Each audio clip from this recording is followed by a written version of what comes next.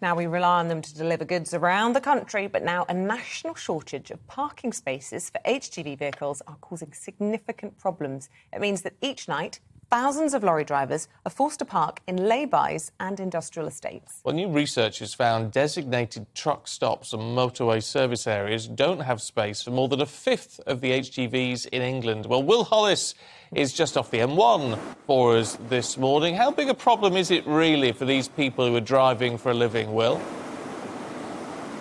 Good morning. Yes, we're just off of Junction 23 here in the East Midlands, right next to Loughborough and Shepshed here in Leicestershire. And a couple of hours ago, when we first arrived, a lot of the lorry drivers that had parked here at Junction 23's truck stop were just getting ready to leave. You can see in the background there are a few empty parking spaces, but I'm told that many of these places, and this site included, it is quite difficult to get into places like this just after 7 p.m. in the evening. One of the people that I was speaking to, who had just been in for his English breakfast, said he doesn't even bother trying to get into a truck stop like this if it's anything near 7 p.m, and he'll find somewhere else that he can bed down. And that's the real difficulty, because at places like this, you'll have security, you'll have toilets, and you'll have showers, you know, all of the home comforts that you can expect as a minimum for life on the road. But when you're in a lay-by or an industrial estate, obviously that makes you a target sometimes for criminal gangs. It can mean that